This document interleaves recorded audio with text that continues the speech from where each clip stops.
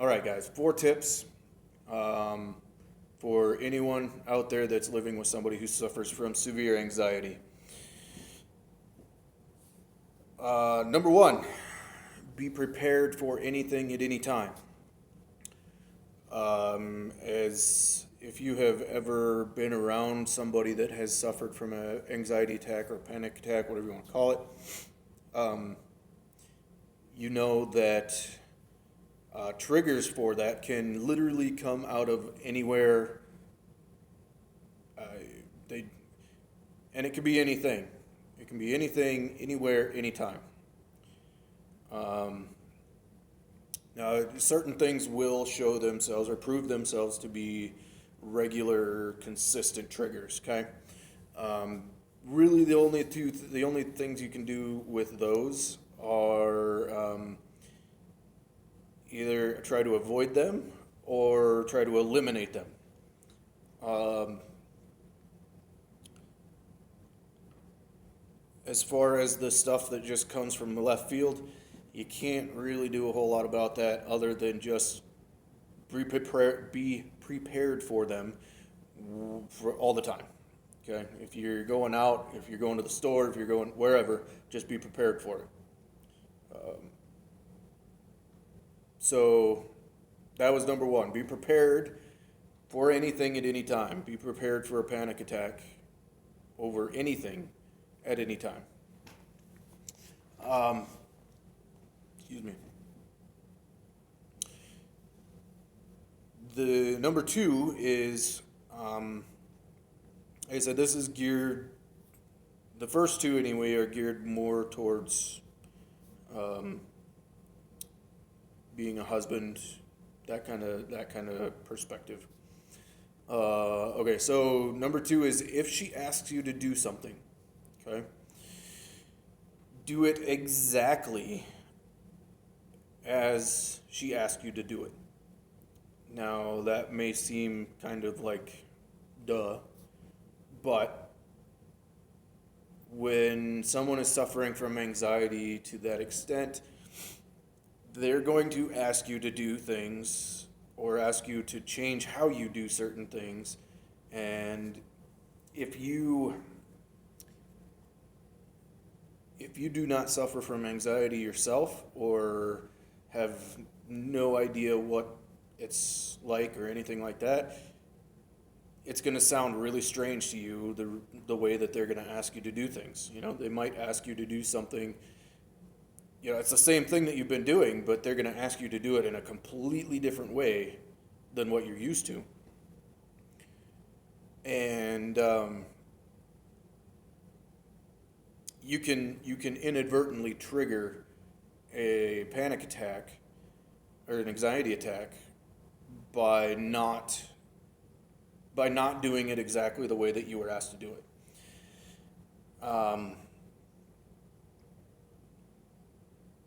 Especially when it comes to those things that have proven themselves to be consistent triggers, the things that you know are going to potentially or have the high potential to cause an anxiety attack. Um, so basically, that's number two, man. Just follow the directions exactly as they were given to you, and if you can do this, this is going to greatly reduce the potential of inadvertently triggering. I can't talk today. Triggering an anxiety attack. Okay, so those were the two easy ones.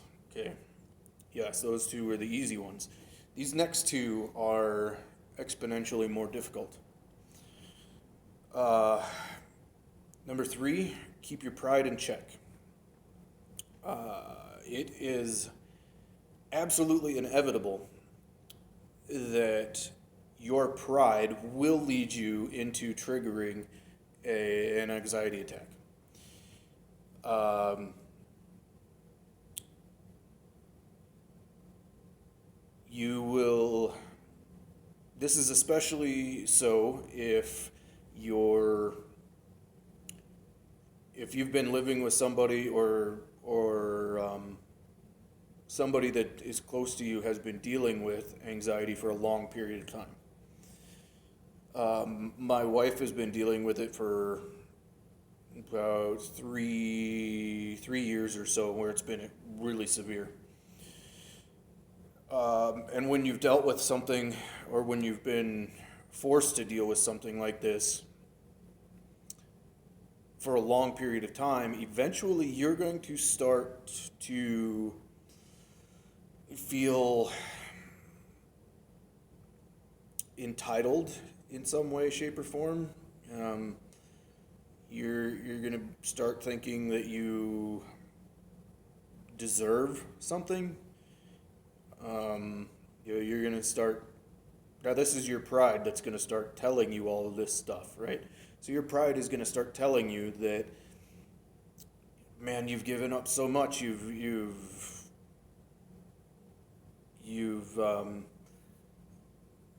changed how you're doing things. You've sacrificed so many things, and that since you have done all that, you are now deserving of a break, entitled to a break, or entitled to this, that, or the other thing, or whatever it might be. Don't buy into that and keep that in check, because that, not only will that eventually lead you into triggering an anxiety attack, but it also makes number 4 exponentially more difficult to achieve. And when I say exponentially, it almost makes it impossible. So number 4 is keep your tongue on a tight leash. So when you start allowing your pride to tell you what to believe, and when you start believing what your pride is telling you, then it's only a matter of time before you get frustrated, because you believe your pride and you believe that you are entitled to whatever it is, but you're not able to, or you're not willing to step across that line to get that thing yet, because it could cause a panic attack, cause an anxiety attack.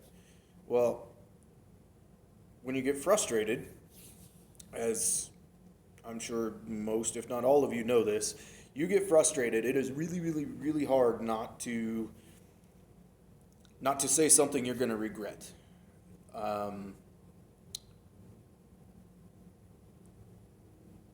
And then when you add that frustration on top of the pride thing, and then you add that on top of you don't fully understand what they're going through or how their mind is working through things, and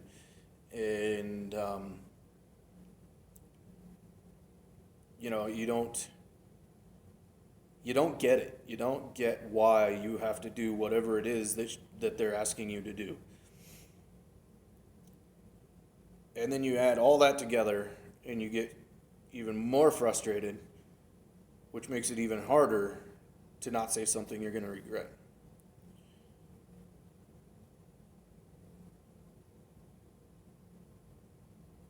And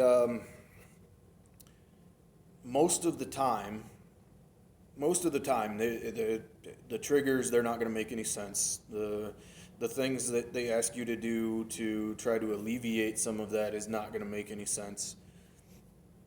But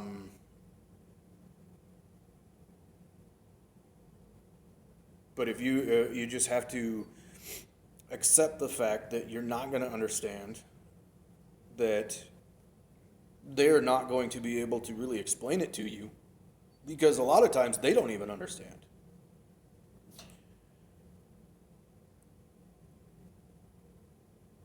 So, but if you can do these four things, now granted, this is not an all-inclusive list. Um, I'm sure if you were to do a simple Google search, you would probably find the top 10 lists for this kind of thing probably 30 or 40 times over. But these are just certain things that I notice that I have, that I'm dealing with, that I'm struggling with. And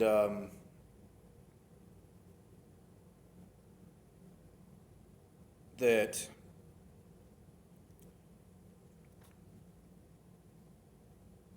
might be helpful if somebody else, for somebody else, to just kind of be mindful of these things. And, because 3 and 4, those are pretty standard for kind of any situation, really. Um,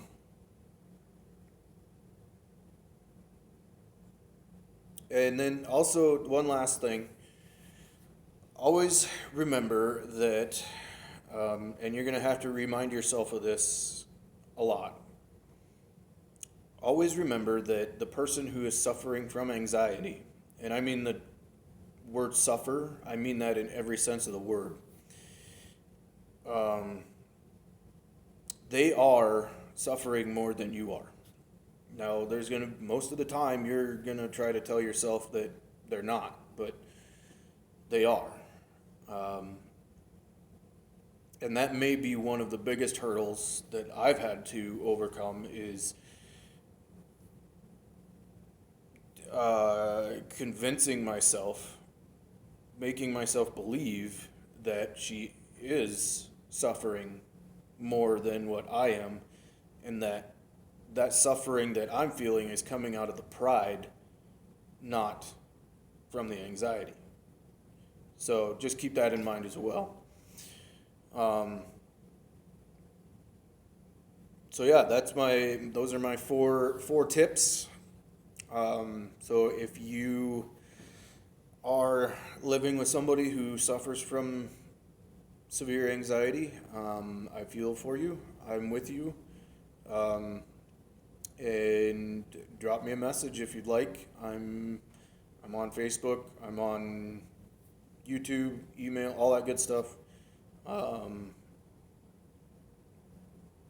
if nothing else, I'll be you can use me as a venting person. Whatever you want to do, whatever you need to do. All right. So with all that said, always remember, I love you. God loves you. Peace.